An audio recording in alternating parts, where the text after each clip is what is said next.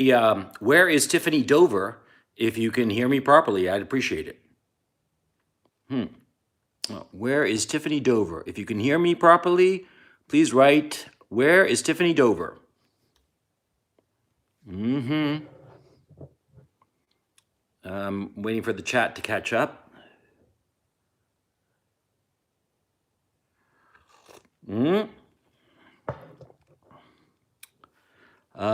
Right, where is Tiffany Dover? Great, great. That way I know that you guys can hear me properly and see me properly and everything's copacetic. So, the last 24 hours have been very exciting, let me tell you. A little bit more. It got really interesting around 11 a.m. yesterday. I'll get to that in just a moment. How many people we got here? 1,000 people. Wow, that's very exciting. Very exciting. But it's weird. It said 1,800 before, but now it's 1,000. Well, people must have winked out and come back on. I do believe that my channel, by the way, is probably going to get terminated very soon. The reason I'm saying this is because when I was logging in, when I've been logging in as of today, there's this long lag, this very long lag. And I think that they're going to unperson me pretty soon, okay? So if that happens, if I am unpersoned, like they used to unperson people back in the bad old days of the Soviet Union, if that happens, it was, thanks for all the fish, dude, it's so funny that when you say things that are factually accurate, that go against the bullshit that is floating around, oh, you get into all kinds of trouble, all kinds of trouble. You all know the story of the Emperor's New Clothes, right? The Aesop's Fables, or Aesop. I've never really known how to pronounce that name. Anyway, Aesop or Aesop, be that as it may. In the fable, there are these two con men who arrive at a kingdom. And these con men, weasel their way into the circle of the king, into the court. And they claim that they are tailors and that they have this extremely expensive cloth that's so sophisticated that only brilliant and intelligent and sophisticated people can actually see it. It's invisible to the fools. And so, everybody, because nobody wants to be, shown up to be a fool, says, oh, yes, I see the beautiful cloth. It's so lovely. Yeah, and these two con men, they pantomime showing this cloth to the king. And they tell the king that they'll make him a brand new suit out of this cloth. And it's only going to cost him, a gazillion gold coins or whatever, right? So the king, he doesn't want to seem to be a fool or unsophisticated. So he pays the men, and the men pretend to make him this suit out of this very sophisticated clothing, and they put him on the king, and they make their escape as the king decides to go out and on parade in his kingdom. And everybody applauds, and everybody's just fascinated, and everybody just like oohs and ahs, all that. And there's one little boy who looks at the king quizzically and then points and says, why is that man naked? Now, that's the story of the Emperor's New Clothes. Now, of course, they never tell you what happened to the little boy who pointed out the fact that the emperor was naked. They never tell you what happened to him. You know what probably happened to him? He probably got shot, or he probably got deplatformed, or he probably got a whole bunch of death threats, or probably he was ejected from his hotel, his hotel suite, for saying the wrong thing. Yeah, now I'm going to get to that in just a minute. But yeah, the last 30 odd hours have been very, very, very interesting. And well, you get into trouble for telling the truth because people don't want to hear the truth. And also what happens is that, sometimes the truth helps people that the majority hate. And therefore, if you point out the fact of some certain truth, everybody hates you. Not the enemy. They hate you for pointing it out. That's why I tell you, man, the kid in the Emperor's New Clothes, he didn't live past sundown. Oh no, they took care of him real good. I'll tell you that. So let me tell you what happened over the last 30 odd hours. Yesterday morning, what was it, the 28th of February. For those of you who don't know, by the way, today is the 1st of March, and I usually celebrate my birthday on the 1st of March because, I was born on leap year on February 29th, 1968. And so I get a birthday every 4 years, and am I there? Hit me with Tiffany Dover if I'm back. I thought I was gone for good. I thought that, just the story of the Emperor's New Clothes was enough to get me deplatformed, man. I mean, oof, yeah. I mean, it's gonna happen. Yeah. Okay. So anyway, what was I saying? Yeah. Yesterday morning, I had breakfast, and then, as you might recall, if you follow me on Telegram, I went for a ramble around Krishatik. I walked all the way from the Premier Palace Hotel down the Krishatik all the way to Maidan Square and back. And I reported on what I heard and what I saw. And what I saw was very little. There were a bunch of press people at the Maidan Square, and I made sure to video them and make it clear what I thought of them. I think that they're despicable, They're system pigs, as far as I'm concerned. They exist to serve the corrupt leadership class that we have in the West. That's what they are. And I just despise them, okay? Because they lie. They lie either by telling outright lies, or more often than not, they lie by omission, which is the worst sort of lie. But anyway, I took a ramble around the Krishatik Avenue, and got back to my hotel, and I uploaded all these videos that I'd done, and I went to the smoking lounge to have a cigarette with a very big cup of coffee, extremely big cup of coffee, because, I started smoking again because of the situation, and, I'm stressed out. And I'm there at the smoking lounge, and the hotel manager, whom I'd never met before, a very well put together guy, he seemed like a very capable man. He showed up. He greeted me. He knew who I was exactly. I thought that, I didn't quite understand what was going on. And he identified himself as the manager, and I shook his hand automatically.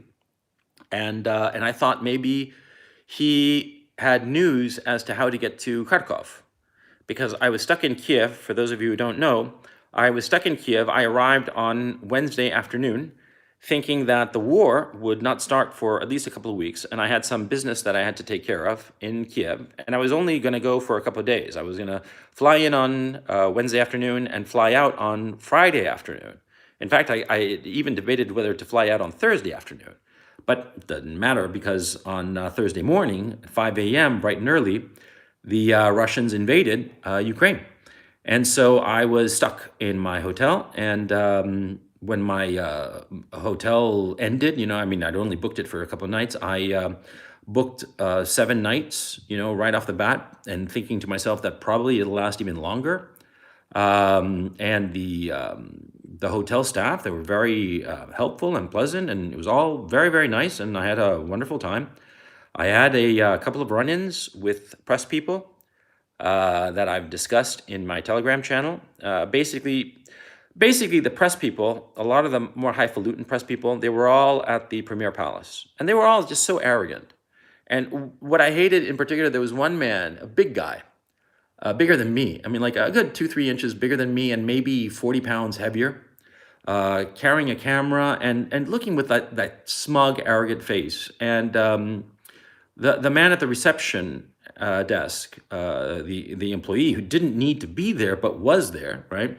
Well, this photographer or whatever he was, this big guy from the press, he was berating the guy at the hotel front desk, and berating him because he couldn't get outside or something like that. I forget exactly what it was. And I was like, dude, and I said to him these words. I said, he's trying to help you, you system pig.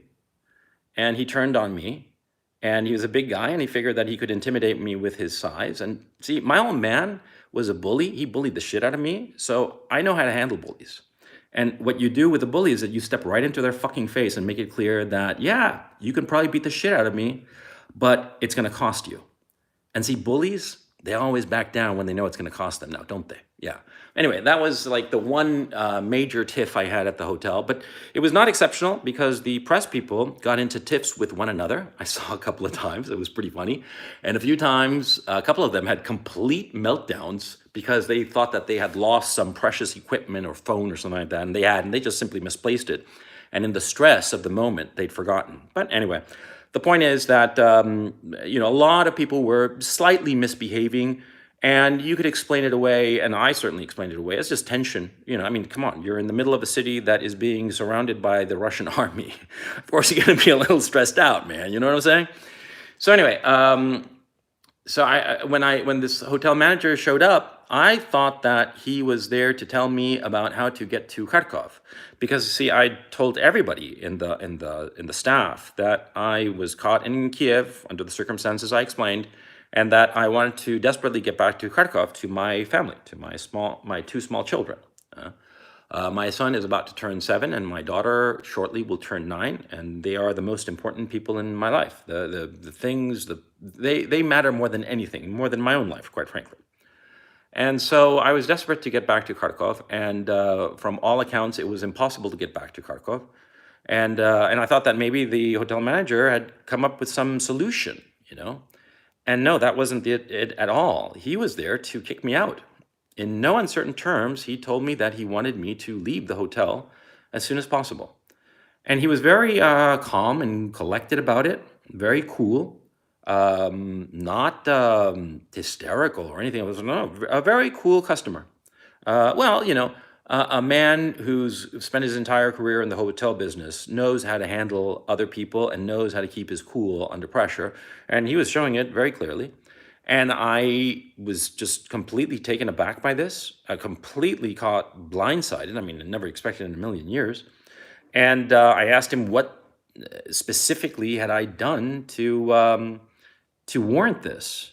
And he said something that I didn't understand. He said that he didn't want to have any Putin propagandist in his hotel.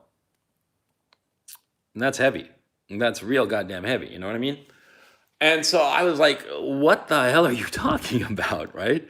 Because I've done a lot of content on the war, of course, but I don't think, you guys tell me if you think that I'm a Putin propagandist just for pointing out things that are actually happening and that how things are going Putin's way, whether we like it or not. Irrespective of where we stand on Putin, well, objectively, he's winning. He's winning this war decisively and extraordinarily quickly. And, to pretend otherwise, just foolish, right? So anyway, I was sort of like taken aback, and the hotel manager was very adamant, but again, in a very calm and collected way. And he said that the front desk would help me to find accommodations elsewhere. And he wanted me out as soon as possible. And, he didn't give me a time frame. But, I assumed, normal checkout times, noonish, 1 p.m., something like that. And so I was just shocked. This all went down right around 11 a.m.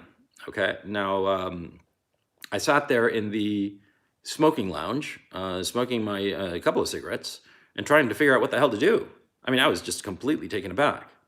And I'll just say this. I think it was a really crummy move on the part of the hotel manager of the Premier Palace Hotel to kick out a guy in the middle of a war. Kick out a guy who's staying at your hotel and is counting on the hotel to provide him food and...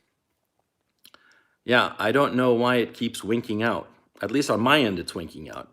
Hit me with a Tiffany Dover, if you guys can see me again. I'm assuming so, because I'm in color now again. Okay? So anyway, as I was saying, I thought it was a real crummy move to kick a guy out. And he knew that, number one, I don't speak Russian. Number two, I don't have anyone in Kiev, because the people I knew in Kiev, they all fled the city. The businessmen that I know. And the reason they fled was that they're terrified of being forcibly conscripted, because the Zelensky regime is forcibly conscripting all Ukrainian males between the ages of 18 and 60. And a lot of them are hiding out. precisely because of this. A lot of them fled Kiev and the other major cities precisely because of this measure, because they don't want to be conscripted. Of course not. I mean, who would? I mean, you're a father, a family man. You don't want to be conscripted. You don't know how to fire a weapon or small arms tactics or anything of the sort. You are an accountant or a doctor or whatever you are, a manager of some sort. You're not equipped to be a soldier. That's insane. But that's what's going on. And so I know the men that I know in Kiev, that I know well or well enough to seek assistance from, well, they'd fled for this reason. The hotel manager knew this, that I really depended on the hotel. And so I thought it was a crummy move, you know? Um, it's just a crummy move. Simple as that. So anyway, that happened. Okay. And so it took me a while to gather myself together. I'm not going to lie. I mean, a surprise like that, anybody is going to take a few minutes to like figure out what's what. And the first thing I did was I realized I had to arrange for another place to stay. And I had some acquaintances that I knew had apartments in Kiev. And I knew they weren't there because of the forced conscription, that they'd left the city, okay? They didn't leave the city necessarily because they were afraid of the Russian army. They were more afraid of the Ukrainian police showing up and sticking them in a paddy wagon, and the next morning they're waking up in boot camp or whatever. So anyway, so I sent, text messages, telegram messages to a bunch of people, all the people that I knew, telling them, look, I'm desperately need a place to stay. And I had no interest in taking up the hotel manager's offer of going to a hotel that the reception would arrange for me, because of course the reception would tell the other hotel why I was moving to that hotel. And I'm sure that I'm in some black book, and probably I'll never be able to go to any of the good hotels in Kiev ever again, which is lamentable, but I mean, that's life. Oh, and if you ask, what about Airbnb? Dude, the city is surrounded. There are no Airbnbs. Nobody's playing that game. Okay. So anyway, and besides, I don't even have an Airbnb account. So what happened? Well, not anymore. I used to, but it's just easier with a hotel. So what happened? So I contacted a bunch of people, and as luck would have it, I mean, and this is. I sent an SMS to, I want to say, a friend of mine. He has become more of a friend because of this incident. He was really an acquaintance, and a distant one at that. And I sent him an SMS in a panic, and copy paste to a whole bunch of people, telling them I desperately need a place, blah blah. And this guy responded almost immediately, and he's like, "Hey Gonzalo, how's it going? No problem. I've got an apartment that you can use." And I said, well, the problem is the keys. How do I get the keys? And he said, in the first message, he said, and don't worry about the keys. He said, like he was fucking psychic or something. Don't worry about the keys. There's a security lockbox, so you'll have no trouble getting in.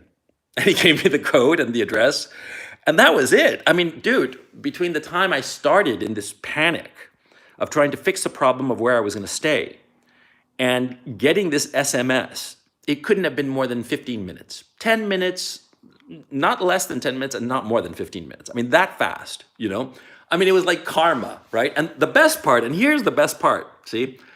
The best part is that this apartment that he could lend me, it was, I'm not kidding, like 3/4 of a block away. I didn't even need to get a taxi. I could just walk over there, which I did. I checked out and I walked over, and it was just so bizarre, And I wound up in this beautiful apartment. I mean, too big for me. It was really like a 3-bedroom apartment, and but with a lovely view and all kinds of wonderfulness, right? And with food. Yeah, I mean, which is a big deal because, everything is closed. There's no food to be found anywhere. The supermarkets are closed, blah, blah. And so, in Kiev at any rate. And so it was just like, holy cow, this is, a disaster befalls me. And I, pretty as a picture, I land on both feet, So anyway, I was stunned by this, and there I was. I called up my good and great friend Dr. Benway, with whom I used to do podcasts. Who remembers Dr. Benway? Hit me with a +1 if you remember him and have good wishes for him, because he's aces. He's a great guy, and if you guys remember him, yeah, he's fantastic. So anyway, um, Benway and I talked through this whole situation, and I was like, what the fuck happened? I mean, how the fuck did this guy think that I'm some sort of Putin apologist from the content that I was putting up? Because most of it was just geopolitical analysis or, man on the street kind of stuff, you know?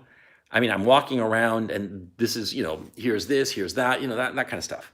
And so I figured at the time, and I was talking to Benway, that it must have been some troll, either a Ukrainian guy who's just pissed off at me and pissed off that Ukraine is losing the war, or just some asshole troll. And I got lots of enemies, lots of people who can't stand me. I mean, lots of people who hate my guts, actively hate my guts, right? As good old Kraut. And so, I figured maybe one of them called up the manager, and because I made no secret of where I was staying, because it's my favorite hotel, or it used to be my favorite hotel, and I made no secret that I was staying there, and I thought, maybe some troll called up the hotel, spoke to the manager or something like that, and said, "Go to this timestamp, and you'll see that he's, Putin's stooge," or some shit like that. But that didn't make a hell of a lot of sense. I mean, if I'm a hotel manager in the middle of a situation like this, I'm not going to be worried about some rando, calling me up and shitting on the guest there. I mean, that seemed kind of absurd, but I left that problem on the back burner. And then, well, what happened was that I was at this new location, and I was, between the time I got the news that I was going to be kicked out and the time I'm settled in with everything unpacked and talking to Benway, it was 90 minutes. That's a fact. You can talk to Benway himself. It was that fast. No, actually, I wasn't at that time. I was settled in, but not talking to Benway yet, because with Benway, I talked like around 3. Like around 12:30, yeah, I was settled. It was that fast. It was just like lickety split. Okay. So anyway, I didn't really know what had happened, and I kind of like put that problem on the back burner. And I had a long conversation with Benway, yeah, around like 2:33, something like that. Fairly early. Benway's an early riser, and so we were talking, and then what happened? Oh, right. After we spoke, I was kind of like down in the dumps. It was like around 5 p.m. or so. The curfew was going to be at 10 p.m., and around like 4:35-ish, around that time, I got a message from an old acquaintance of mine that I hadn't spoken to in a couple of years for no reason whatsoever. I mean, we hadn't spoken, we'd broken off, not for any reason, just because, he had moved to Cherkasy, and then he moved someplace else. I think we moved to Kiev, and then someplace else, and in Ukraine. And I was wondering where he was. I mean, I told him this disaster, and also I asked where he was, if he was in Kiev or whatever. And he texted me like around 4:30. I sent that message on Telegram around 11, after I spoke with the manager, when I did that blanket reaching out to everybody, "Help me, please," kind of thing. And yeah, so it must have been like 11:30 in the morning. Like around 4:30, close to 5, he texts me back, "Hey, dude, what's it going? How's it going? Blah, blah." And we start chatting, DMing. And I said, "I'm stuck here. I can't get out of Kiev, and go back to Kharkov." And he's like, "What are you talking about? You can go out by train." And I'm like, "No, you can't." And he's like, "Yes, you can." And I'm like, "No, you can't." And he's like, "Dude, do you speak Russian?" Fair point. Low blow, but fair point. Anyway, long story short, he took the trouble to find out about the train schedules and whatnot, and he sent me the information. And the thing is, see, when the war broke out, they canceled all the flights and they canceled all the trains, but they had restarted the trains. Okay, and this is very interesting, it seems to me, because the trains are operating not normally, but they're operating, and they're running to and fro all over the country. And my assistant moved ahead and got me tickets for a trip from Kiev to Kharkov that evening, you know. And long story short, I messaged my friend who'd lent me the apartment and told him, dude, thanks so much, but I'm not going to need it because I'm going to Kharkov. And he said, dude, you're fucking insane. You know, the Russians are going to blow up your train, you know, or some shit like that. Or, well, he didn't point it out. I knew it intuitively. My fear was that the train tracks might be cut and that the train in the middle of the night would hit the broken rails and derail and it'd be a bad, bad accident. Okay. So I was like, dude, you know, I'm gonna go. And what happened also was that, see, when the war started, it was very clear that the road to Kharkov was cut. It was just not accessible. And so I sort of like automatically assumed that the train also was cut. But anyway, the point is it's not cut, or at least not as of this morning, because I took the train. There was a little bit of confusion and a little bit of bullshit, but in the end, I took the train around like 11:30, quarter to 12, and I got to Kharkov, the Kharkov train station at 9:45 this morning. And from there, I walked home because there were no cabs. Everybody was, you know, the train station in Kiev was full of people. I shot some video and I've been trying to upload it to my Telegram channel and I'm having some trouble. And I'm thinking that maybe the Telegram channel, my channel is being fucked with. I wouldn't be surprised because, and I'll explain why in a moment. But anyway, I shot a lot of video on the trip, you know, walking to the station. At the station was totally dark, except for the signs of not all but some of the you know, on the platform above the trains, right? On that platform where everybody walks around, and there are the signs that say, you know, this exit to track 10 or track 20 or whatever. Well, it's only from tracks 2 to 14, but anyway, the signs, those signs were, some of them were illuminated, not all of them, some of them, even though the ones that were not illuminated had a train. It was a little weird. And there was this one big advertisement in the middle of the station that was fully lit with like spotlights on the advertisement. I don't know what the advertisement was for, because it was like, you know, it was like a pretty girl and like written material. I don't read Cyrillic, so I have no idea what the hell it was. But anyway, the point, it was completely dark, which I thought was a little weird. I mean, okay, you want it dark so that, you know, the aircraft can't see it, but, you know, modern aircraft have all kinds of very sophisticated equipment that they don't need to see lights to see you. You know, they got infrared and X-ray vision, whatever the fuck, right? So, but anyway, I'm not going to argue with anybody that the whole train station was dark. The trains were dark inside too, okay? And around, I think it was 11:30 or so, I'm hopping on my train and I'm off, you know, and the whole time I don't have any internet, okay? Now, I don't have any internet because for a very stupid reason. This phone that I'm using right now, I'm using it to talk to you guys. Well, it turns out that I had a chip in it from the Netherlands, but that chip doesn't work in the network here in Ukraine. And I never got bothered to get a Ukrainian chip because I have two separate cell phones that I use for other stuff. And one of them is a flip phone. And yeah, people mock me for it, but fuck you. I think it's cool, you know? And what happens is that, you know, I was like, you know, I don't really need to get the chip. And I thought, okay, I'll get around to it. And I never got around to it, you know, that kind of thing. Anyway, I really needed the chip that night, last night, because what happened was that, oh, hang on. The other thing that happened last night, which was weird, okay, the flip phone I have, this red flip phone, somehow some people got the number for it. I don't know how exactly. Perhaps it's on my Telegram account. No, that wouldn't be right. I don't know. I don't know how they got it, but they got it. And one guy called me last night in the middle of the night from a Ukrainian number, but he didn't sound Ukrainian. He sounded, frankly, he sounded Indian from India, right? And that was really weird. And he just seemed, he didn't speak in complete sentences. I don't know what the hell he wanted, right? But anyway, the guy, he wanted to know if I was Gonzalo Lira, and I was like, "Who are you?" Because at first I thought it was the Chilean embassy, the Chilean, not the Chilean embassy, the Chilean, yeah, correctly, the Chilean embassy in Warsaw, because the Chilean embassy in Warsaw is looking after every Chilean citizen in Ukraine. And they have done, by the way, I have to say this publicly, they have done a phenomenal job. Okay.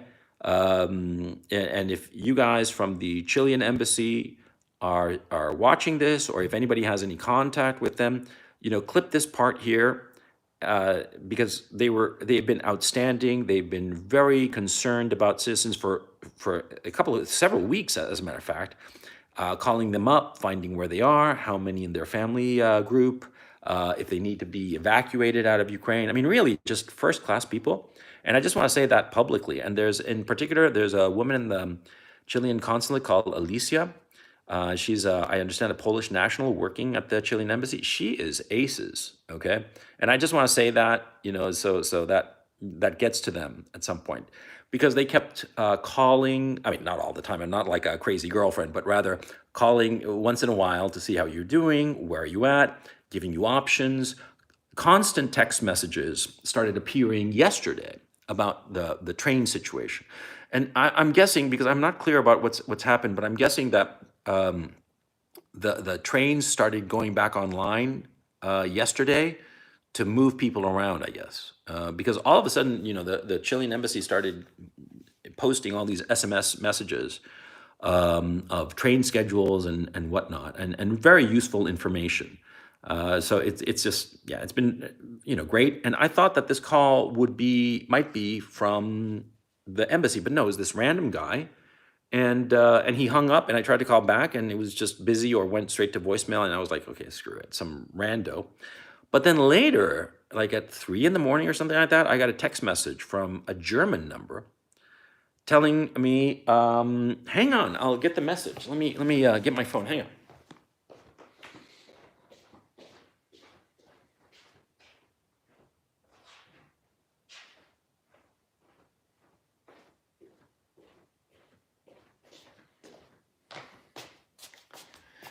Yes, and I'm in boxer shorts, and it's my house, and I can chill out and walk around in boxer shorts if I so see fit. Yeah, yeah, and I got better, hairier legs than you, motherfucker. So I win. Hang on. Let me get to this.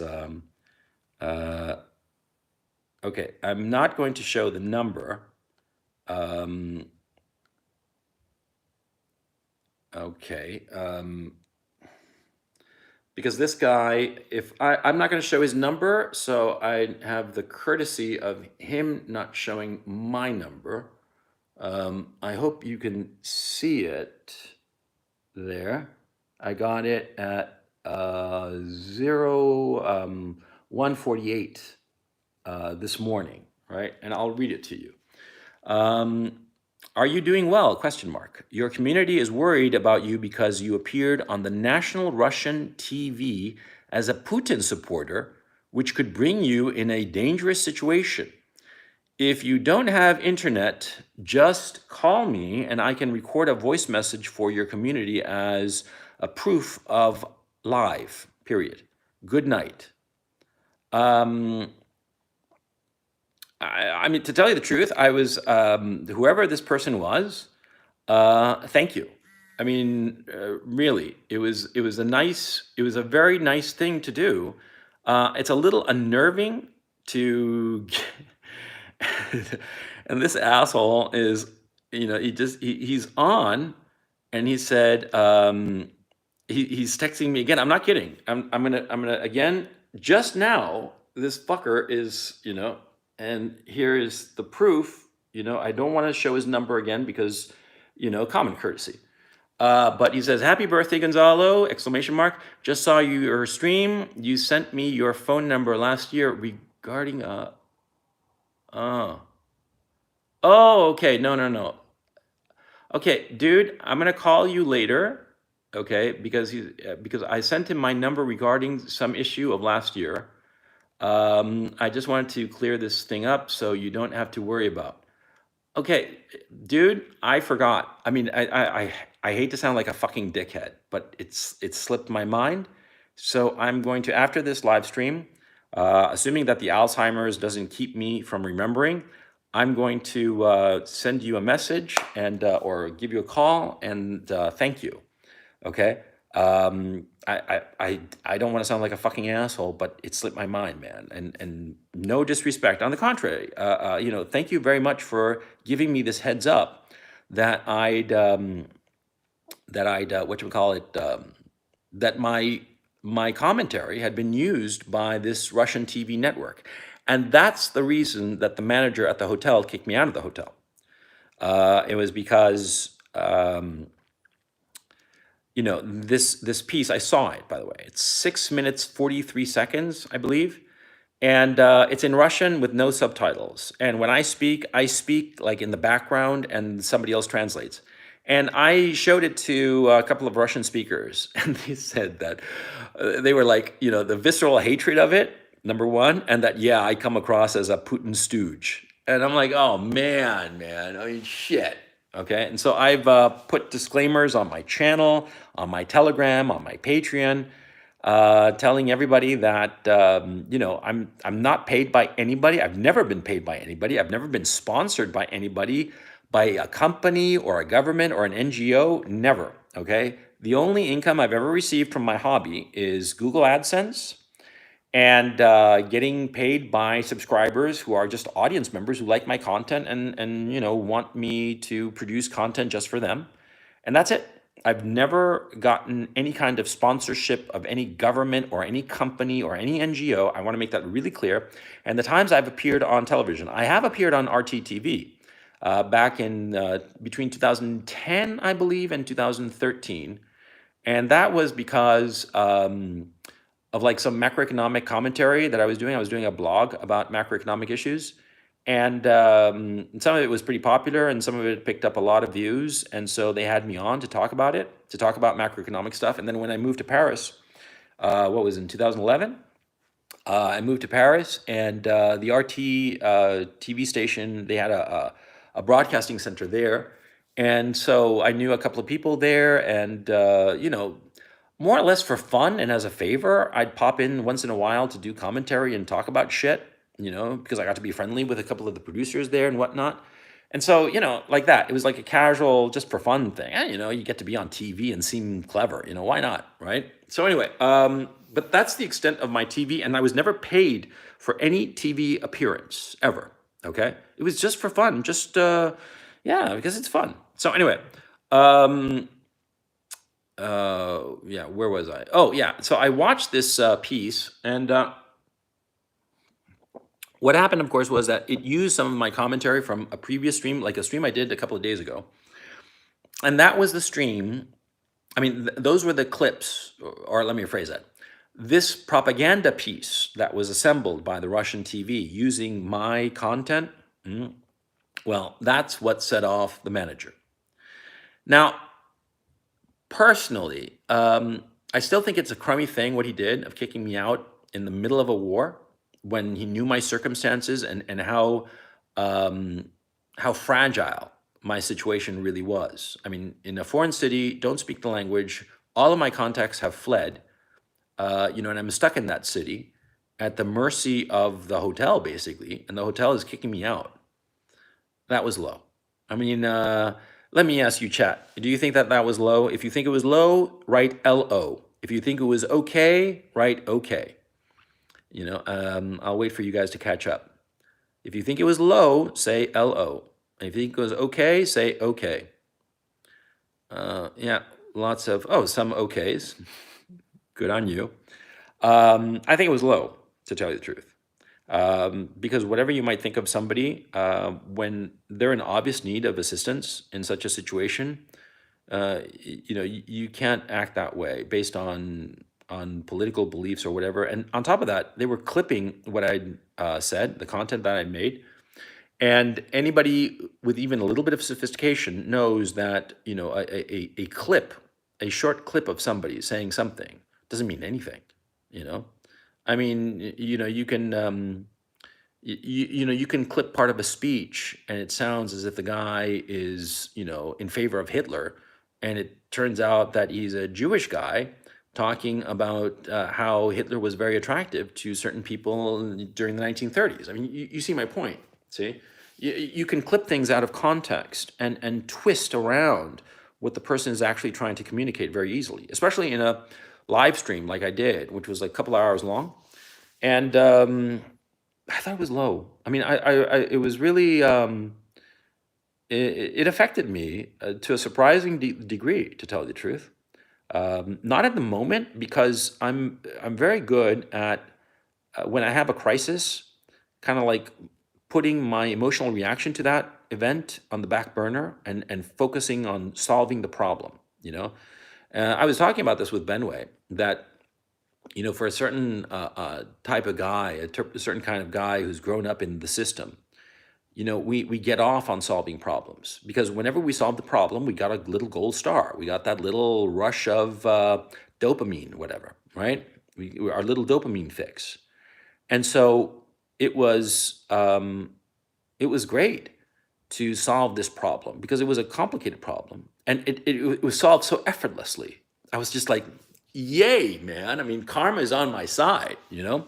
I actually think that this hotel manager, um, I am insisting publicly, please do not contact him. Please do not abuse him in any way or harass him in any way. I actually don't know his name even. He's the general manager of the hotel, but he told me his name, but the shock of it, I just forgot his name, man. And he didn't give me a card, He didn't say, call me whenever you're in town again, No, none of that. But I'm asking you, please do not harass him. Please do not contact him. Just, just let karma take care of it. Because just as karma took care of me in this situation, where I hadn't done anything, because when you look at the clips that were used by this Russia propaganda piece, the Russian television piece, it seems very favorable towards Vladimir Putin and very negative towards the United States on a very specific issue of how you go about conquering a country. And I'll say this right here now. I think that the way the United States conquers countries and invades countries is really despicable. And it is. Because what they do is that they use air power to just annihilate an entire country, destroy all the infrastructure, the civilian infrastructure. They cause all kinds of civilian problems and destroy everything. And then, after a few weeks of this demolition of the whole country, then they roll in. That's not fighting. No, that's mopping up. Mopping up the mess that your air power inflicted, indiscriminately inflicted. I think that's despicable. And that's the American mode of war. I vehemently opposed it, of course, because, it's all good and fine that you want to get rid of the political leadership of some country, but you don't have to destroy the fucking country to do that. And I contrasted that with the way that Vladimir Putin is carrying out this war. And this war currently, the way he is doing it, he is hitting the military, but he's leaving the civilian population untouched. And I'm going to comment in just a little bit about the rocket attack in the central square here in Kharkov. This central square is about roughly 1.5 kilometers away, about a mile from where I live, okay? And I've been to the place that was absolutely annihilated, absolutely destroyed numerous times. There's Citrus, which is an electronics store, that was destroyed. And there's also, right around the corner, you don't see it in the video, there's a McDonald's. Oh, here we go, yeah. So as I was saying, I know that corner really, really well. On the side facing the square, there's a Citrus, and further down there's this hoity-toity women's clothing store. And also there's a restaurant I've gone to a couple of times. I'd like a fancy burger kind of steakhouse kind of place. Very nice. And yeah, that seemed to have been destroyed probably, but it was slightly down the street, so maybe it was not hit. Be that as it may.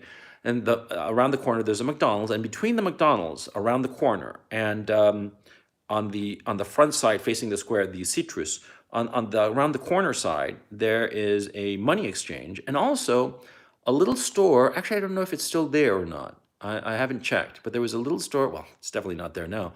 There's a little store that sold souvenirs, and I actually bought my first Ukrainian souvenirs there.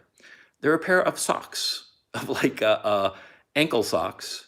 That on the fringe of it, it had it was like beige colored socks, very comfy. And on the fringes of it, it was blue and yellow, the Ukrainian colors. Yeah, that was the very first souvenir I bought in Ukraine in 2013, I think. Anyway, um, oh yeah, in my commentary, in my stream, which a lot of you must have seen, what happened was that I said that the way the Russians were carrying out this war was, I mean, they were trying to capture the Ukrainian army and capture the country without breaking it. Okay, that was my key insight. And like I said, I don't know Russian, so I don't know exactly what this Russia television piece said.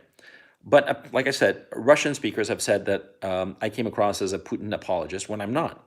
I am, to put it very precisely, I am indifferent to Vladimir Putin. Okay. Do I think that he's a ruthless guy? Fucking A. Yeah. Do I think that he's a bloodthirsty egomaniac who's crazy? No. He's a rational actor. You like it or not. You can disagree with the reasons why he's doing something, but he's got reasons, and they're very good reasons. Okay. And that's the thing that I object to so much about the current hysteria, is that Vladimir Putin is, Vlad the crazy, but he's got very, very good reasons for what he's doing. And anyone with a little bit of honesty and a little bit of brains recognizes that. And the fact is that the Western powers want to cover that up at all costs. And it seems increasingly clear that this propaganda, this media hysteria, is to prime people to go ahead and get into a war with Russia, which I think would be catastrophic for the West. I think that the West would lose militarily and decisively, okay? Because from what I am seeing of this invasion, the Russians know what they're doing, okay? They're winning. I wrote this on my Telegram, that the Ukrainians are winning the information war, but the Russians are winning the actual war. And in the end, only one matters. Well, and guess which one? And so the Ukrainians keep winning the information, the propaganda war. The Zelensky regime is very, very good at it. But the Russians keep capturing cities. And the word I'm hearing from independent sources, not propaganda from either side, it seems clear that the Russians are carrying out a cauldron operation, which is basically an encirclement maneuver, whereby on one side they attack a position, an enemy position, and from the two flanks they outflank in a pincer move around the opponent and capture him.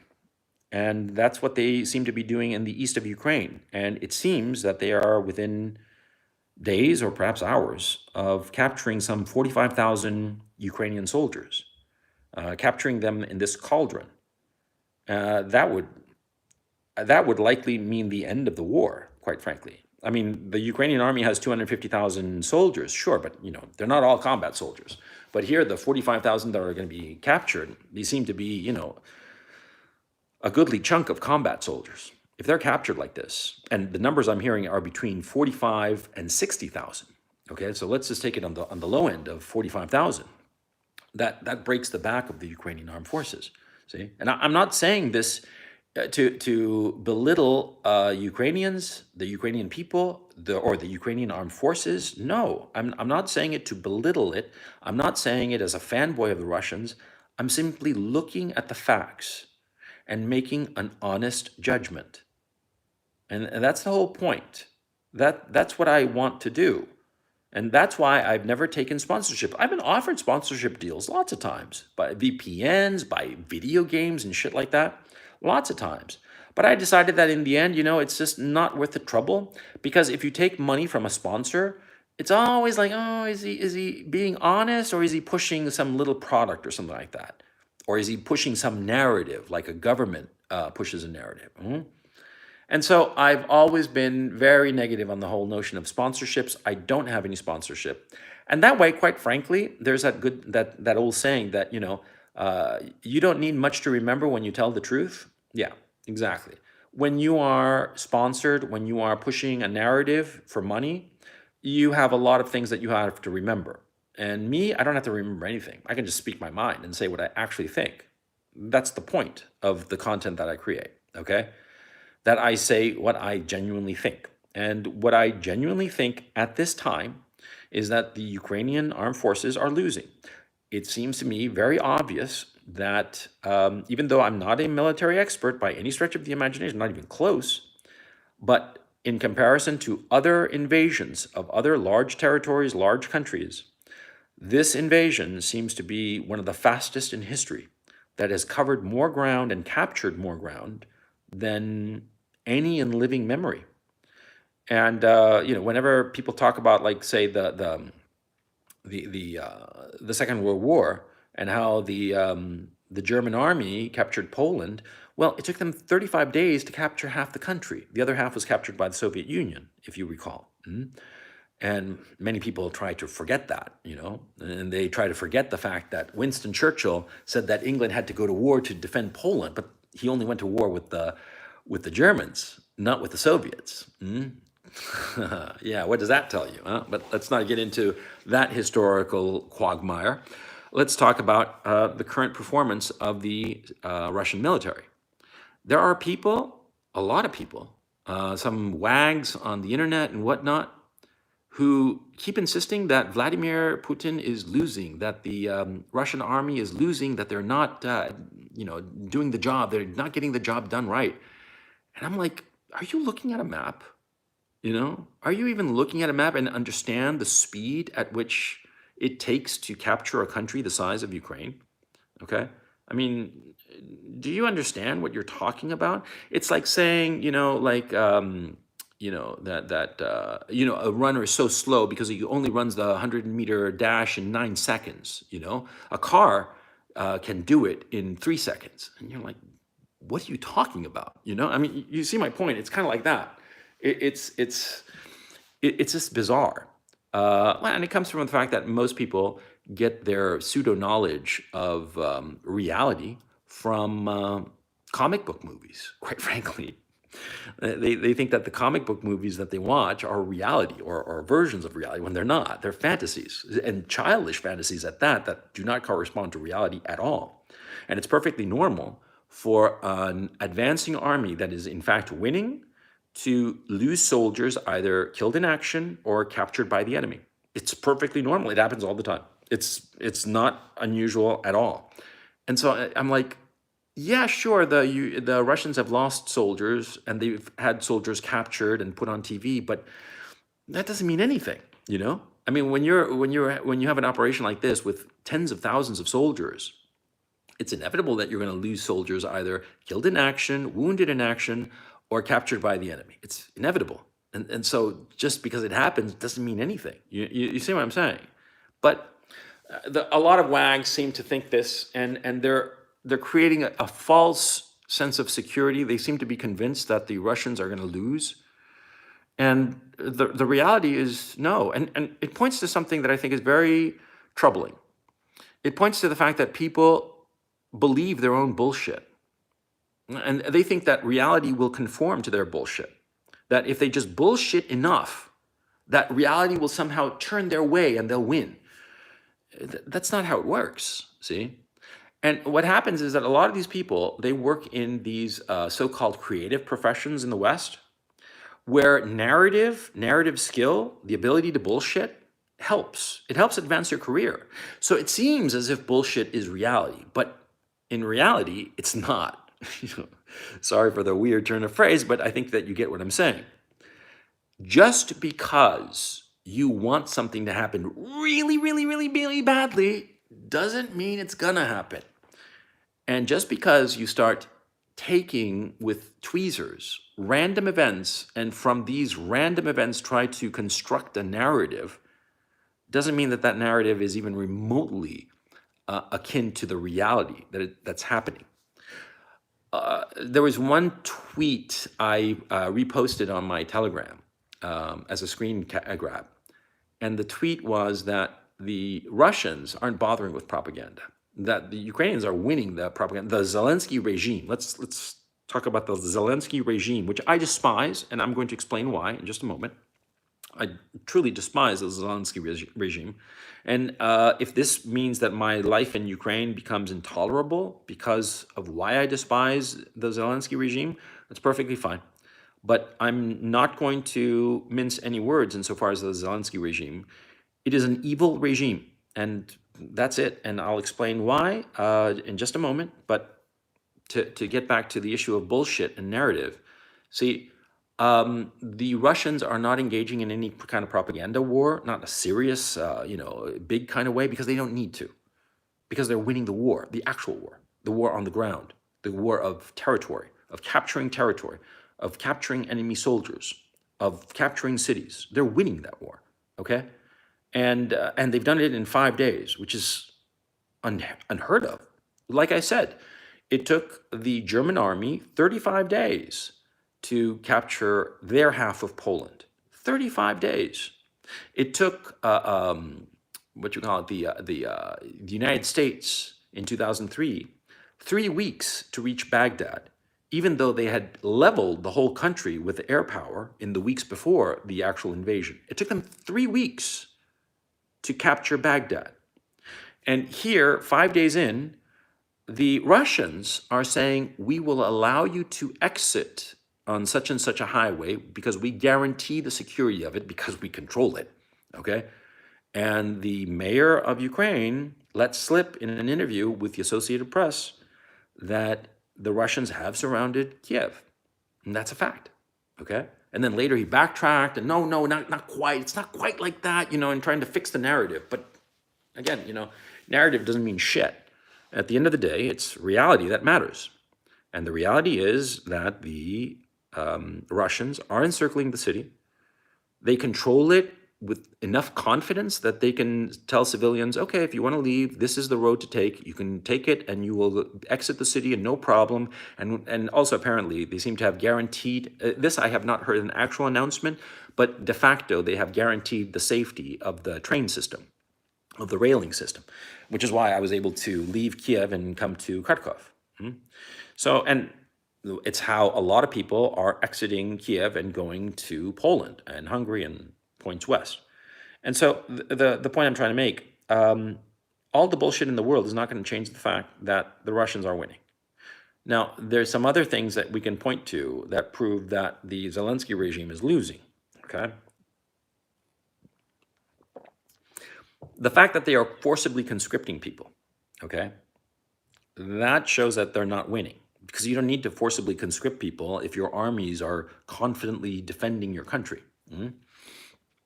The fact that he has given weapons willy-nilly to civilians, and this is a fact, and it's not just the word of some people. They've said so. They've shown video of it, of the distribution of AK-74 assault rifles to random civilians. And these random civilians are eventually turning them over or selling them to criminals. And of course, the criminals themselves are helping themselves to these weapons. And so in one of the videos I did yesterday, I was wandering around and I was filming, and in the middle of it, I heard gunshots nearby. I mean, the Russian army at that point, when I recorded that on the morning of February 28th, the Russian army was tens of kilometers away, and the gunshot was within 1,000 meters. So clearly, score settling that was probably it. Something was going on there, and there have been reports that there has been a lot of score settling among the criminal element. And of course, what will happen is that the criminal element will sort itself out insofar as the weapons are concerned. And once they've sorted themselves out in their hierarchy, they're going to turn those weapons that the government gave them on the civilians and start abusing the civilians. And I know personally of one case where apparently criminals were trying to break into a shelter during the night. And they were threatening to use weapons that they'd gotten from the Zelensky regime. I know this for a fact. A person that I'm not going to name who it was, but I've known this person for a decade now. Absolutely. I mean, this is absolutely true. Okay. And so this is happening. Lawlessness is being brought to Ukraine by the Zelensky regime. Another thing that the Zelensky regime is doing, and this has been confirmed by photographic evidence and also, testimonial of people who've been there, that the Zelensky regime is positioning heavy weaponry in the middle of civilian population centers, apartment complexes, and whatnot. And there's one famous picture that's floating around on the Chans that shows two howitzers that are in the middle of a apartment complex. Yeah, they're actually set up these two howitzers. And by the way, why did you set up two howitzers one next to the other? That doesn't make any sense, but okay, be that as it may. These two howitzers are set up on a football pitch, association football pitch. And they're there, they're being manned right in the middle of a bunch of apartment complexes. Now, first of all, firing those howitzers will shatter half the windows every time, okay? You're going to wind up with no windows. And here we are coming to the end of the winter. It's been fairly mild, but still winter. It's still cold, But quite apart from that, see, the Russian army, I mean, they want to take out any howitzer now, don't they? Of course they do. So they're going to fire on that howitzer. And of course, they're going to miss the first few times because it's inevitable. It's war, okay? It's not a precise science, right? It's not like you have pinpoint accuracy and take out the howitzer, bing, like that, and no problem. No, you got to fire half a dozen shells at it before you hit the damn thing. And those those 5 other shells that don't hit the howitzer, they're going to hit the people now, aren't they? Yeah. Yeah. And then what's the Zelensky regime going to say? Oh, look at the Russians committing atrocities against civilians. Or they're going to say, the Zelensky regime is going to say, oh, look at the Russians, shooting poor civilians, and it's really, gangs shooting each other. Or civilians who've been bamboozled into picking up one of those AK-74s and fighting Russian soldiers who are disciplined and trained, and these civilians, are not. And these poor civilians get taken out in the first 5 seconds because they don't know what they're doing. And the Russian soldiers, whatever you might think of them on a moral level, they know what they're doing. And so they're going to shoot these civilians who are armed because, of course, I mean, I'm sorry, but, you have a gun, I have a gun, and you're pointing it at me. I'm sorry, I'm going to take you out. Fuck yeah, come on, And so, but the Zelensky regime will be able to say that, oh, the Russians are shooting civilians, And all these policies, you start to look at them and you realize what the Zelensky regime is really doing. They are trying to create a humanitarian crisis. They are trying to get dead civilians killed on tape, on video, in pictures, so they can emotionally blackmail the West into getting involved in this war against Russia. That's what the Zelensky regime is doing. And that's the only conclusion that you can come to. Now, I'm going to say something that a lot of people in Kharkov are going to be furious at me about, but I have to speak the truth, and I have to speak what I honestly think. There is famous video footage that's floating around of that shell or missile. It's not clear what it was, if it was a shell or a missile, or at least at this time, as I'm speaking to you, it's not clear, because it happened at 8 a.m. this morning. Now, this shell or missile that destroyed the building there, the Citrus and the McDonald's that I was talking about before, that whole corner of the building, right on the central square of Kharkov. Well, if we're being really honest, hand to heart, I'm not really sure that the Russians did it. I'm sorry.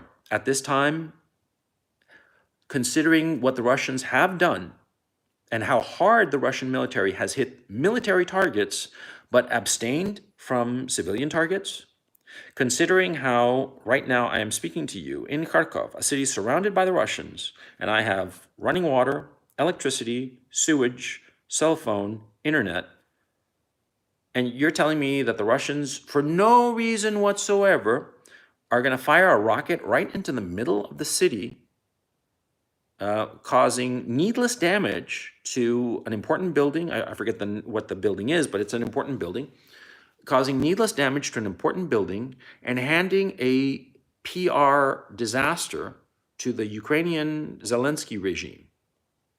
That doesn't make any sense. I'm sorry, just looking at it just does not make any sense to me. Okay? Especially considering that no other shell from the Russians fell anywhere close. It just does not make any sense. And by the way, the thing that apparently this rocket or shell was targeting was a Ukrainian army, one of these places where you can join, like a recruiting station. That's it. Sorry, Alzheimer's, the jab, all that. It seemed that this shell was targeting this recruiting station. Also, I find it very odd how, I'm sorry, again, you can say that I'm a schizo, you can say whatever, but I found it very odd how perfectly framed the camera was to capture this missile strike or shell, okay? Again, I don't know, let's assume it's a missile. It just seems too perfect that they were waiting for it. And it just doesn't make any sense because the Russians have gone out of their way not to hurt civilian infrastructure. I'm sorry, and if this makes me a Putin shill, fine, call me Putin shill, call me a Nazi, call me evil, call me, whatever. I'm a vampire, werewolf, evil demon from hell. But I mean, I'm sorry, it just doesn't make any sense, It just doesn't, it just doesn't, the bullshit meter is off the charts, okay? I'm sorry, I got to call him like I see him, okay? Some people yesterday when I posted the video of me wandering around Krishalik and hearing those gunshots, there were repeated gunshots. They must have been, I don't know, maybe between half a dozen and a dozen, I think. Anyway, it doesn't matter. They were clearly within 1,000 meters of me. And it was like the one weapon. You could tell it was just one weapon. Now, I know that wasn't Russian military. I know it because the Russian military was nowhere near it, okay? And somebody in the chat on my Telegram channel was saying, well, what if it was? Well, how? If the Russian soldiers at that time were at least 20 kilometers away from that position, how on earth could it possibly be the Russians? And they're like, oh, you're just making an inference. Well, yeah, how do you make logic? You make inferences based on data that you know. If you know that the Russians are at least minimum 20 to 30 kilometers away, and that's the forward positions, right? And you know that the Zelensky regime has been handing out weapons willy-nilly to civilians, and these weapons from the civilians are filtering to criminal elements, and it's filtering real fucking fast, right? Well, it's an obvious inference that, yeah, that shooting was probably some criminals either robbing somebody or something going down, that's the obvious inference. You can't tell me that it was the Russian soldiers because the Russian soldiers were fucking 20 kilometers away, man. And it was known. So don't give me this bullshit that it was the Russians who did it, insofar as that shooting yesterday that I recorded, right? Now, insofar as this missile strike, it just doesn't make sense, It just doesn't. And again, there was no, the Russians have been hitting military targets. And they've been hitting them hard, okay? And the footage that's shown of them hitting military targets scares the shit out of me. And they're not making any bones about it. They're going after military targets with their helicopters and rockets from those helicopters, all kinds of doodads that, sparks flying and all over the place, right? But they're not hitting civilian targets. Why would they shoot a missile at a civilian building that has no military value whatsoever, in the middle of Kharkov, in this main square in Kharkov, and perfectly captured by that CCTV camera? And I'm not saying that the CCTV camera was placed there deliberately. I'm saying it was probably there, and somebody decided, it would be great if like a missile went right there. It just doesn't make any sense.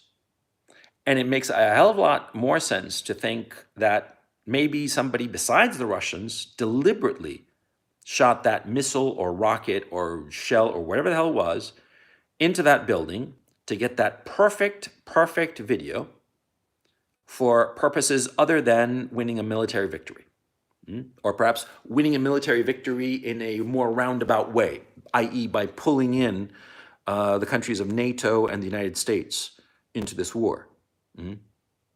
I mean, I'm sorry, the Ghost of Kiev. Anybody? The 13 brave, Russian ship. Fuck you, and they all died. Remember that meme that some wokester would do something ridiculous, and at the end, the wokester would say, and then everybody who was watching, everyone clapped, right? And now it's like, and they said "fuck you" to the Russians, and then everybody died. It's kind of like that, and everybody died.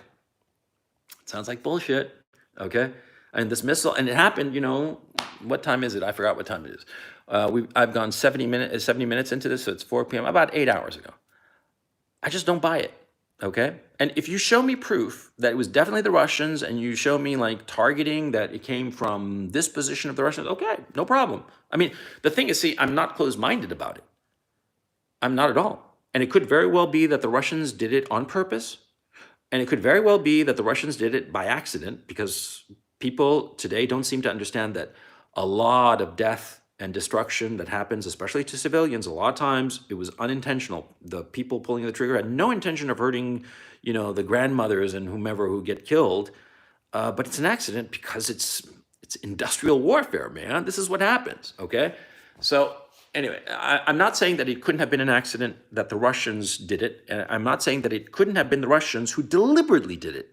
I'm not saying that it's beyond the realms of the possible. It could be that some Russian lieutenant or whomever decided, fuck these Yukis, man. I'm going to show them, and I'm going to just, bomb the fuck out of them so they know what's what, and that I'm a Ruski and I win. I got a bigger dick than them. Maybe that happened, okay? And if that happened and you show me, trajectories and this and that, and the other, that proves conclusively that, it was shot from a Russian position, no problem. I'm not going to dispute it.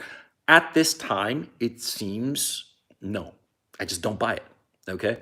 Yeah, I don't buy it, and the motivation for one side is very, very clear for it to be true, just as it was very, very clear for them to believe that, the Ghost of Kiev was real. And by the way, parenthetically, you guys saw that ridiculous tweet by that imbecile who said how, even if the story of the Ghost of Kiev is not true, we should still believe it because it gives us hope and courage and blah, blah. What the fuck, man? Believing in fairy tales? That's perfectly fine for children. I have small children. And they believe in some ridiculous things because they're small, okay? They are in the single digits in age-wise, you know what I'm saying? And so, of course, they believe in some things that we as adults, we indulge them. We indulge them because we love them, okay? And it gives them happiness to believe in some, various nonsenses, yeah? But when you're talking to an adult, a grown woman here, yeah, who believes or wants to believe some nonsense, I mean, come on, man. What the hell? But this is the problem. The problem of the narrative, of believing bullshit at the expense of understanding reality. Reality eventually is going to hit you upside the head, and it's not going to be fucking pretty, like what's happening right the fuck now, It's real fucking interesting. The Russians keep winning territory and towns, keep,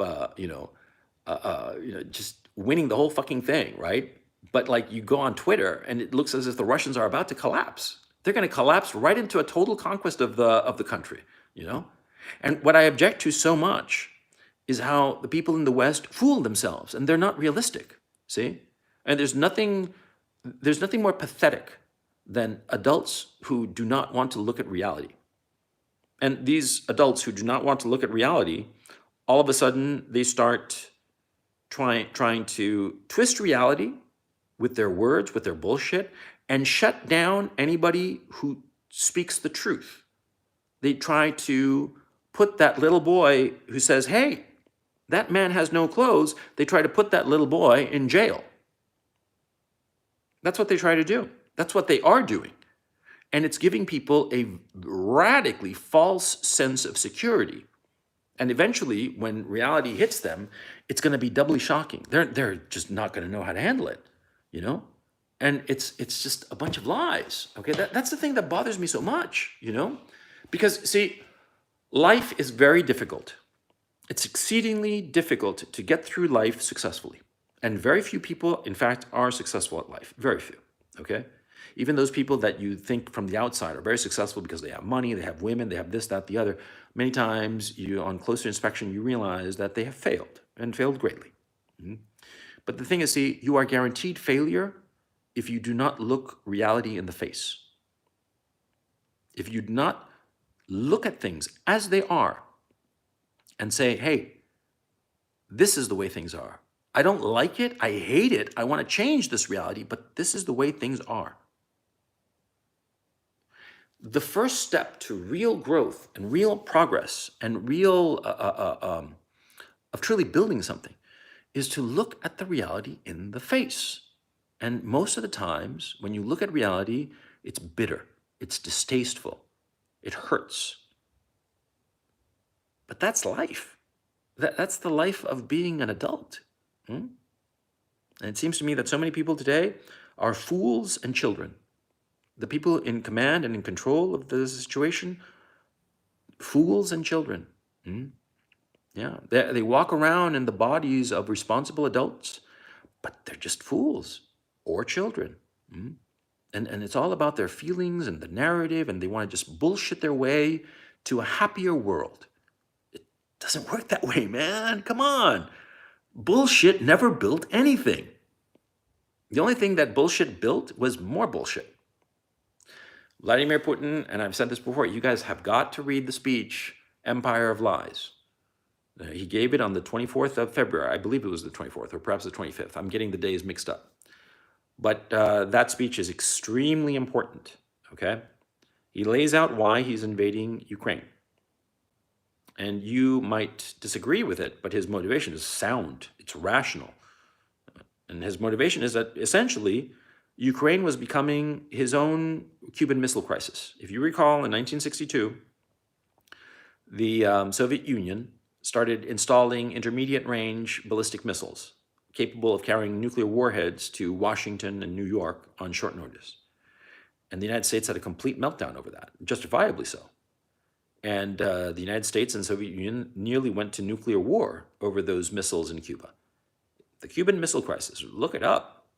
And that is exactly what the United States is trying to do by trying to get Ukraine to join NATO. And here we are. Now, everybody's talking about sanctions and the economic war on Russia and whatnot. And I'll tell you right now, anybody talking about that just doesn't know what they're talking about. They have no fucking idea, okay? And let me spell out a few realities for you. At this time, it seems very obvious that Russia will capture and control Ukraine within the next, certainly within the next 30 days. I mean, just to be very conservative about it, just the next 30 days, that seems pretty obvious. Now, it seems very clear that the Zelensky regime is trying all it can to create an insurgency in Ukraine. And of course, they're trying to create this insurgency because they know that they're going to lose the war, the actual war of the soldiers. They're trying to create an insurgency that will, of course, it will destroy Ukraine. It will destroy it, okay? And it seems clear that Zelensky himself wants to, defend his position to the last Ukrainian. That's what he seems, hell-bent for leather on doing. Yeah, I mean, I despise the man, okay? Because what he's doing, he is willing to destroy the Ukrainian people so that he can hold on, yeah? And he does all this bullshit talk, to impress the Europeans and whatnot, and he's going to position himself so that he's got a comfy situation later on, and you can tell, he's one of those guys. Anyway. The point. See, the Russians are going to control Ukraine, whether you like it or not, in the next 30 days. And look, to the people who are Ukrainian, who are listening to me, and those who have a deep attachment to Ukraine, as I do. I've lived here, my children are Ukrainian, my wife is Ukrainian, I built a life here in Ukraine. I love Ukraine. I mean, I truly do. And frankly, if we're being honest, I prefer it to Russia. I like the Ukrainian people, how kind they are. They're very gentle people, and very stoic, but they don't have the hardness that the Russians have, the hardness and the harshness. They are much more gentle and much more humane as a people. And so I love being in Ukraine.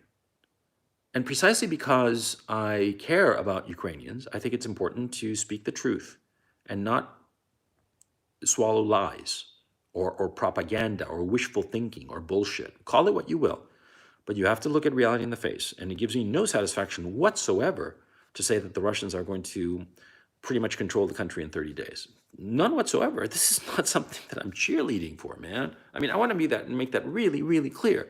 And you who are Ukrainian, you have my complete sympathy and sorrow. All of it. This is what's happening. And it's a disaster, and it's a disaster that could have been avoided.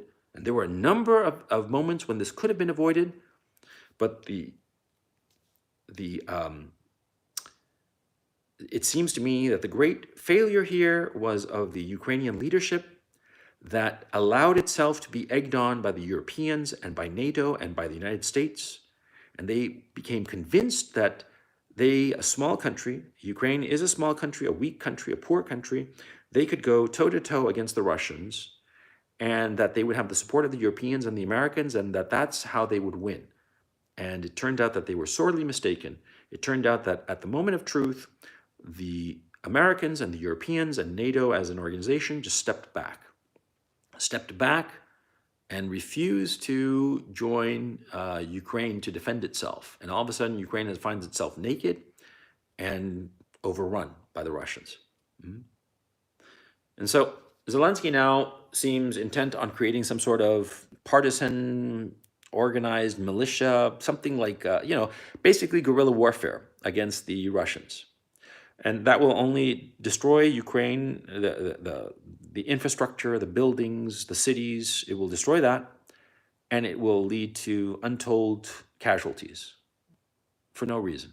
I mean, there's no purpose to it, especially considering the fact that the Russians are very clear what they want. They want to change in the political leadership.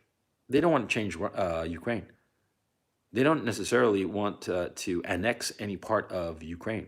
In point of fact, I would argue that they probably don't. They don't want the hassle of it long term. Just as, for instance, with Belarus or with Kazakhstan, they control politically those two countries. The political leadership of those two countries is essentially controlled by Russia and the Kremlin. But those countries are independent. They're separate entities. And the people of those two countries live their lives not under the yoke of the Russians.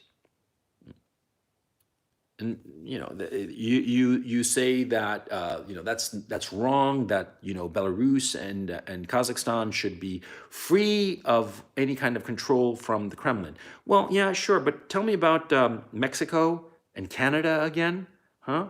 Who pulls the strings in Mexico and Canada? Riddle me this. And who pulls the strings in Germany and to an extent even in France? And then all the other small nations of the European Union, Spain, Italy, Portugal, what have you. Who pulls the strings there? Are we being honest? Are we being really looking at the truth? Great powers always dominate their neighbors. This is, dude, man, this is History 101, okay? And you may not like it. You may think it's grossly unfair that small nations should be able to determine their own future and determine their own organization as they see fit. Yes, it's grossly unfair, but that's the reality because life is unfair. Like, for instance, the Hungarians. The Hungarians want to have their own path. They don't want to embrace the liberal values of the European Unions. How's it going for them? Well or badly? It's going badly for them. And I am completely sympathetic with the Hungarians, but they are becoming part of the Globo Homo Borg, quite frankly. And there isn't a hell of a lot that Hungary can do about it because Germany and France and the other nations of the European Union are far more powerful than Hungary. And so The Hungarians do what the more powerful countries want. And yeah, Viktor Orban is putting up some resistance, but eventually he'll be out of the picture. Just if only because he'll grow too old to actually rule, which is inevitable. And so yeah, I mean, the bigger powers always control and dominate the smaller countries around them. It's inevitable. Okay, and the United States and the imperial army it has created in the shape of NATO, because that's what it is. It's an imperial army. Well, they came awfully close to taking in Ukraine and parking themselves right in front of Russia with potentially nuclear missiles on Ukrainian soil aimed at Russia, just like Cuba in 62. And the Russians decided, fuck it, let's do a preemptive war to prevent that. It's a preemptive war, and it's also a preventive war, because the Russians realized that if Ukraine joins NATO, then Russia would be fighting all the countries of NATO. So you tell me, do you want to fight like a dozen guys all at once, and one really big, like one big hobgoblin orc kind of guy, like in the Lord of the Rings, that thing, whatever it was called, right? Do you want to fight that army of 12 with a giant, right? Or do you want to fight the one guy? You want to fight the one guy. So that's why the Russians went ahead and invaded Ukraine. It's far more sophisticated and complex than that, but it's basically that. Because they didn't want a nuclear weapon on Ukrainian soil aimed at the Russians. Simple as that. It's justifiable. It's the reason John Kennedy almost went to nuclear war with the Soviet Union in 1962. He could not accept nuclear weapons on Cuba. And he was justified. I mean, have you ever heard of any historian who said, oh no, the Cubans should be free to join any alliance that they want, and if they want to put weapons, in their beaches aimed at America, that's perfectly fine. Have you ever heard anyone say something that fucking stupid, huh? I mean, please, honesty here? Of course not, okay? Anyway, the point. The war now, it's going economic, right? Because this is hybrid warfare. Hybrid warfare, it's warfare on all fronts, not just military, but also informational, cyber attacks, all that shit, propaganda, all that shit, and also financial. Now, here's something really interesting. I'm going to be discussing this on the Duran today because I'm going to be on their show later today. I'm looking forward to it. The Duran, by the way, the great guys, and Alex Christoforou and Alexander Mercouris, they are terrific guys, sharp as all get out, and they have the best geopolitical analysis on the internet. So I highly recommend you go check them out. Even when my lovely mug is not on their show, they've been very kind to have me on a number of times as of late because of my current situation. But yeah, you should go check them out, subscribe to their channel. Anyway, I lost track of what the fuck I was trying. Oh yeah, about the sanctions. See, I'm going to be discussing this in more detail on their show. Winding down this in a little bit because I've gone 88 minutes and like I guess about 100 minutes, that's good enough. Anyway, what I want to say about the sanctions and all that. See, the sanctions are only going to hurt the Europeans and the Americans, bottom line, because once Russia fully captures and controls Ukraine, which like I said will be in like 30 days, they will control 50% of the food imports of the Europeans, more than 50% of its petroleum imports. And of course, Europe doesn't produce any petroleum, or trivial amounts. And more than 50% of its natural gas, which it needs for electricity and heating.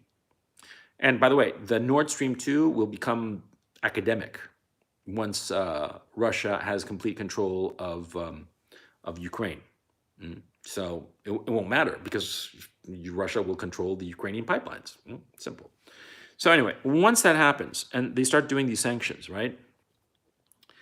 See, if these sanctions actually start hurting the Russians, you know what the Russians are going to do? They're going to cut off the food supply and the supply of commodities to Western Europe. That's what they're going to do. Of course they would.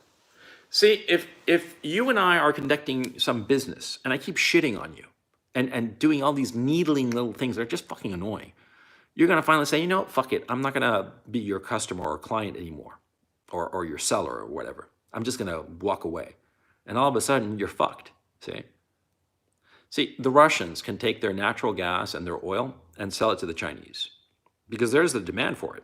The Chinese and also the Vietnamese and the South Koreans, because they have the pipelines for it. They built them over the last few years.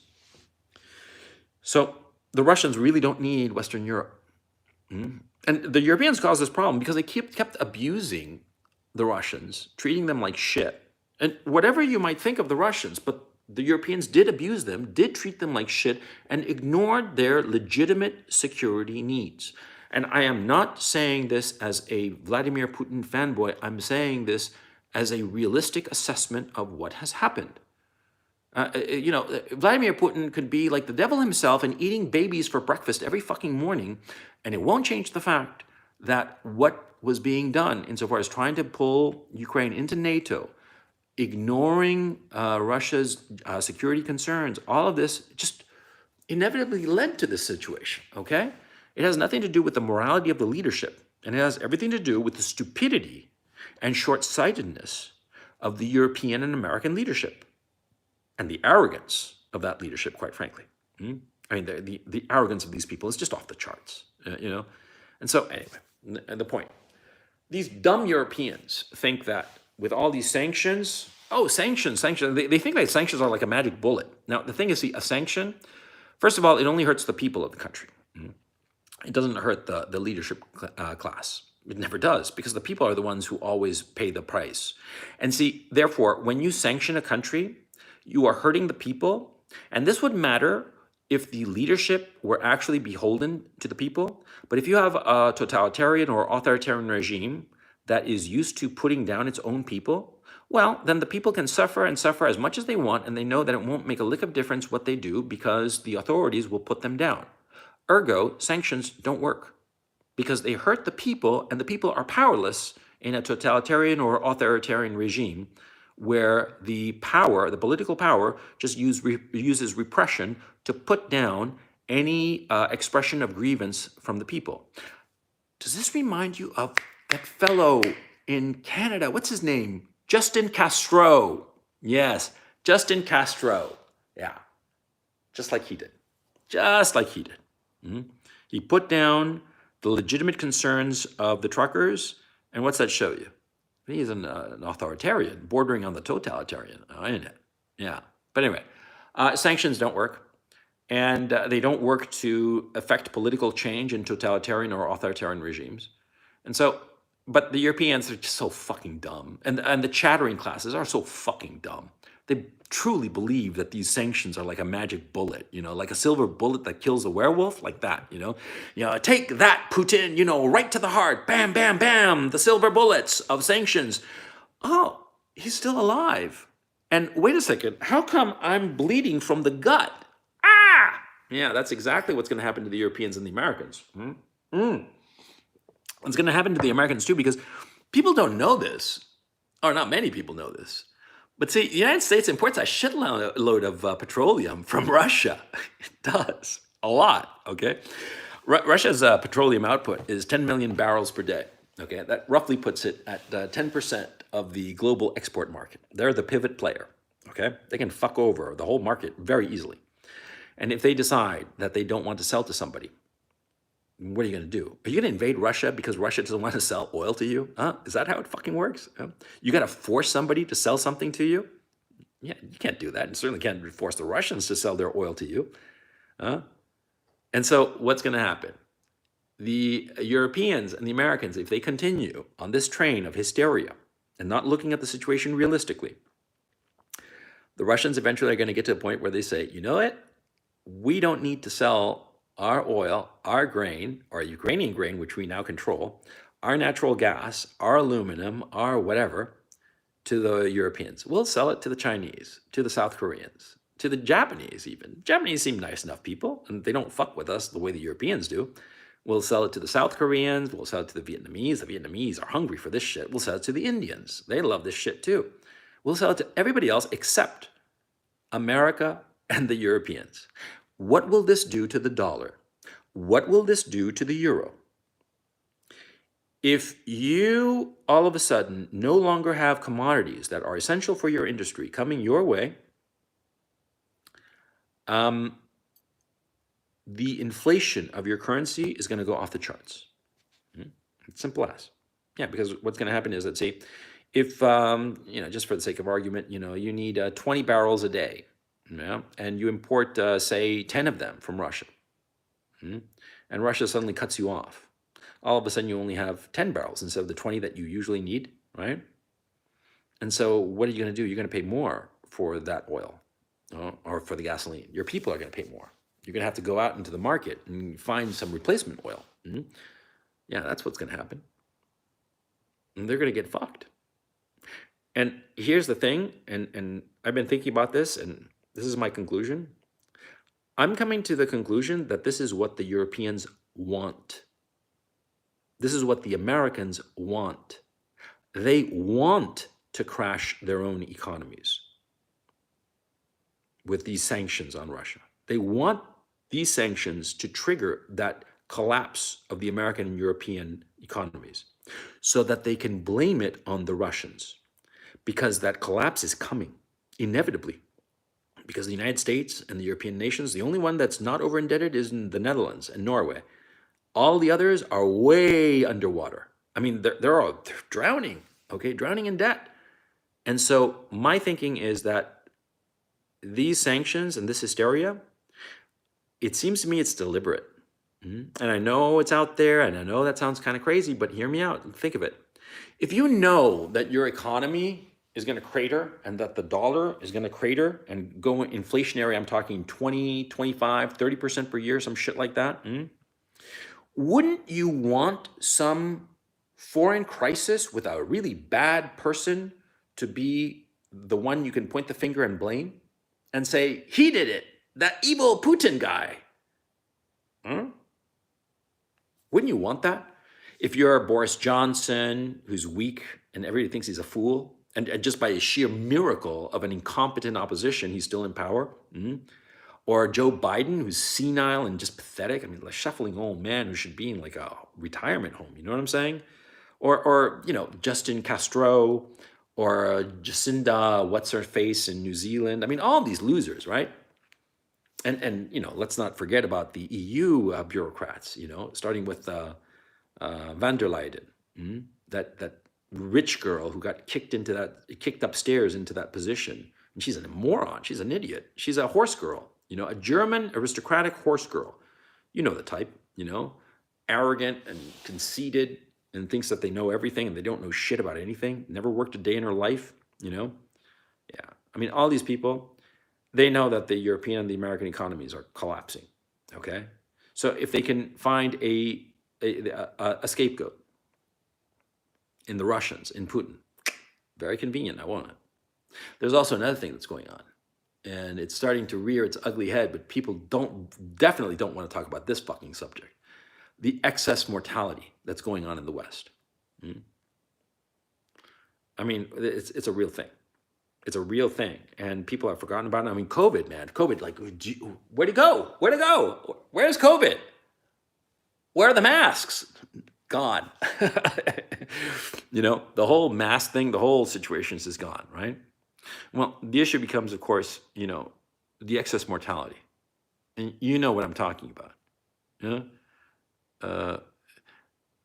In chat, I'd ask you to, in one word, with 4 letters, and it begins with an S and ends in a T, but it does not have the vowel I, which 4-letter word is responsible for those excess deaths that you think? Yeah? Yeah, I'll wait for chat to catch up. Sneed has 5 letters, dude. Oh, yeah, now some of you guys, yeah. Salt, that's pretty good. But no, like, I'm telling you, the excess deaths. And so how do you cover that? Well, a good old-fashioned war would help. These people are really evil. They're all about protecting their positions. All about protecting their position, and they don't give a fuck how many people have to die for it. I mean, the Zelensky regime and what it's doing, as I've outlined it, it's true. of handing out weapons to people who should not be handling a weapon. They should be handling a fucking butter knife, let alone an AK-74, let alone some other shit. Okay, giving releasing hardened criminals who have a military record and giving them weapons. What the fuck? Huh? That's what they're doing, by the way. Putting weapons and juicy military targets in the middle of civilians, in the middle of civilian outposts. Huh? And quite frankly, I mean, like when I heard the missile strike in the square in Kharkov, I couldn't believe it at first. And then I saw the video and I'm like, fuck, man, I know that. I've been there countless times, okay? Countless times. And then, the stories started coming in. The Russians, huh?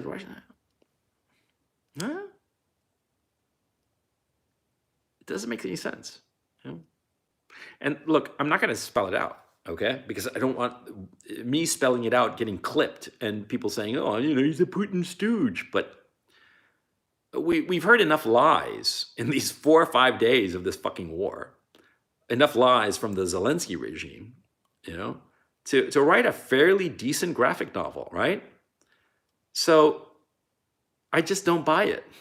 I just don't buy this, a Russian missile did it. It just doesn't make any sense. Not how the Russians have been behaving up to this point, yeah? Not how they've gone relentlessly after military targets, but they leave the civilians alone. They get out of their way. They give them safe passage. They don't fuck with the railroads. It doesn't make sense, okay? Simple as. But it makes a hell of a lot of sense if you want to have video that you can show in the West and point to Russian atrocities to convince people to join up in essentially a lost cause. Because at this point, it's a lost cause. Ukraine is going to fall, okay? And if you look at a map, the way it's going to fall is pretty simple. See, on the east side, you've got the Russian army busy building its cauldron, and it's about to close. And they're going to capture, 45,000 to 60,000. Hell, let's say that they're just 30,000 troops. That's a huge fucking chunk of the Ukrainian army. It renders it ineffective against the Russian army. Simple as that. And in the center, along the Dnieper River, you have from the south, from Odessa, from Kherson, they're moving north. And from Kiev, an air raid siren. From Kiev, they're coming south. They're going to link up. They're going to hold the whole center of the country. And from there, they pivot to the west, move decisively westward, and roll up the whole country. And that's that. And it seems to me that that'll be accomplished in 30 days. And look, I understand if you are angry at me for pointing this out, for telling you how it is. I understand. But you are angry at the wrong person, because I am not creating this reality. It's there. I'm just describing it. The people you should be angry at are the people who are lying to you. The people in positions of leadership, the people in the press, the mainstream media, they are lying about what's going on, and you are falling for it, and you are eventually going to realize the lie, and you're going to feel like a fool, but it'll be too late. And countless Ukrainians, innocent people, hardworking, decent people, will suffer, will lose their businesses, their jobs, their lives for nothing, for the aggrandizement of disgusting people, morally reprehensible people. And am I saying that Vladimir Putin is better than these people? No, he's more of the same kind of bullshit. Well, no, that's not true, because at least he doesn't bullshit. Okay? The only time he's bullshitted so far is when he calls this a police action. It's not a police action, motherfucker. It's an invasion. Just call it that. I'd respect you more if he called it an invasion, But he's using this, police operation or special operation. It's just an invasion. Like, come on, we're all grown-ups. But he is forthright. And he has been crystal clear why the Russians are invading. It's not for no reason. But the West And the Ukrainians don't want to see those reasons. And because they don't want to see those reasons, because they bought into the bullshit that Putin evil, Putin, well, finally said, okay, fuck it, I'll be evil and invade your country, and there isn't a fucking thing you're going to be able to do about it. How you like them apples? See? And this is what's happened. But don't call me a Putin apologist. Don't call me a cheerleader for Putin. No, I'm just saying this is how things are. This is how things are. And like I said at the beginning, I understand human nature enough to realize that people don't hate the people who fooled them. They don't hate the two grifters who convinced the king to spend his fortune on invisible clothes. No, nobody hates the grifter, because the grifter is the grifter and he's always going to be the same. No, they hate the little kid who points out the truth. That's who they hate. And I understand that in this situation, I might be that little kid. And I don't mind if you hate my guts. I don't really care. Okay? If you hate my guts or not, you think it makes a licking difference for me? Fuck off, man. Your bad opinion of me matters zero to me. Okay? But I'm telling you this. I mean, if you're Ukrainian, I'm the best friend you'll ever have. I really am. I'm a true friend because I'm telling you the truth. And it costs me. It costs me to tell the truth. And that's why I'm your best friend, because all those other people, the Europeans and the Americans who egged you on, you Ukrainians, they egged you on and said, yeah, go ahead, poke the Russian bear. It'll be fine. We're right behind you. You go ahead and see what happens. You fucked around and you found out now, didn't you? Huh? And I'm telling you, this is how it was. So if you want to hate me for it, fine, but at least try to take what I'm telling you and understand what has happened to you and understand who your real enemies are. Take care and good luck.